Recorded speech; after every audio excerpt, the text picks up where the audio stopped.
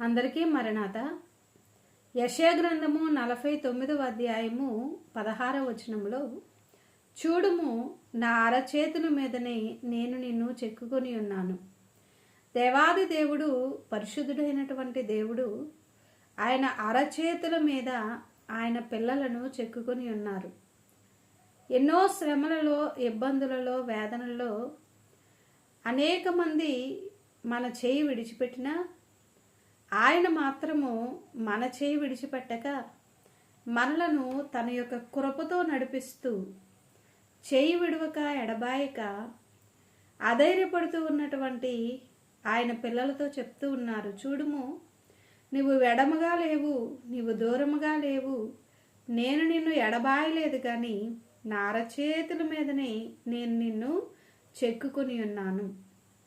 అనారోగ్యములు, బలహీనతలు, శ్రమలు, రుణబాధలు, అనేకమైనటువంటి శత్రు బాధలలో నిరాశపడుతూ ఉన్నటువంటి దేవుని పిల్లలతో ప్రభు చెప్తూ ఉన్నారు, చూడుము, నేను నా అరచేతుల మీదనే నిన్ను చెక్కుకొని ఉన్నాను.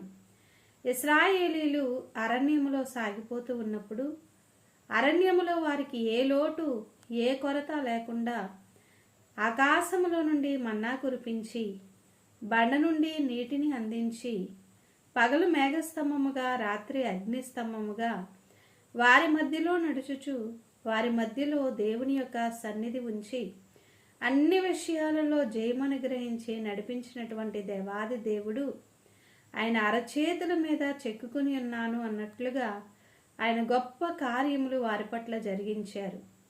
యేసుక్రీస్తు ప్రభుల వారు మన కొరకు సిలువలో ప్రాణం పెట్టి ఆయన అరచేతులలో మేకులు గుచ్చబడగా ఆయన దేహమంతా నలిగిపోయి, దేహమంతా గాయములతో, ఆఖరి రక్తపు బొట్టు వరకు మన కొరకు రక్తమును కార్చి, చూడుము, నా అరచేతుల మీదనే మీరున్నారు అని తన ప్రాణమును అర్పించి ఉన్నారు. మన కొరకు సమాధి చేయబడ్డారు, మన కొరకు పునరుద్ధానుడై తిరిగి లేచారు, మన కొరకు ఆరోహణమై పరలోకములోనికి వెళ్ళారు, మన కొరకు మరలా మహిమేఘం మీద మధ్యాకాశంలో రాని ఉన్నారు. కనుక దేవుని పిల్లలమైనటువంటి మనము ఏ విషయంలో కూడా అధైర్యపడకూడదు, నిరాశపడకూడదు, కానీ దేవుని యొక్క సన్నిధిని కలిగి ఉండి, ప్రార్థనా జీవితమును కలిగి ఉండి ఆయన వైపు చూస్తే, చూడండి, ఈ అరచేయి ఎంత దగ్గరగా, హృదయమునకు దగ్గరగా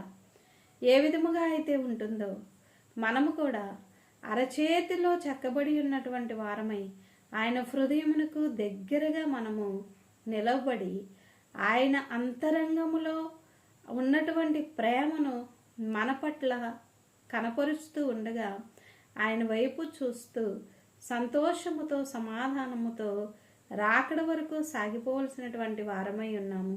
అట్టి ధన్యత ప్రభువు మీ ఎల్లరికను అనుగ్రహించును గాక. ఆమెన్. ప్రార్థన చేసుకుందాం.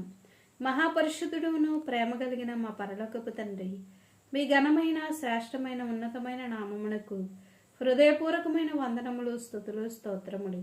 చూడుము, నా అరచేతుల మీదనే నేను మిమ్మల్ని చెక్కుకొని ఉన్నాను అని మీరు సెలవిచ్చి ఉన్నారు. మా దేవా, నైనా మీ పిల్లలైన వారిలో ఎవరైతే నిరాశతో ఉన్నారో, చిక్కులతో ఉన్నారో, సమస్యలతో ఉన్నారో, నైనా విడనాడబడి ఉన్నారో, ఒంటరిగా ఉన్నారో, అనారోగ్యముతో సమస్యలతో ఉన్నారో, చూడుము, నా అరచేతుల మీదనే నేను మిమ్మల్ని చెక్కుకొని ఉన్నాను అని నైనా తండ్రి మీరు ధైర్యపరుస్తూ ఉన్నారు. కనుక ఇటు ధైర్యము కలిగి నేటి దినమున ప్రభా, మీ పిల్లలైనటువంటి వారు ఏ పని చేస్తూ ఉన్నా, ఏ ప్రయాణములలోనైనా ప్రతి విషయంలో మీ సహాయముతో సాగిపోవడానికి ఆత్మీయ వృద్ధి దయచేయండి.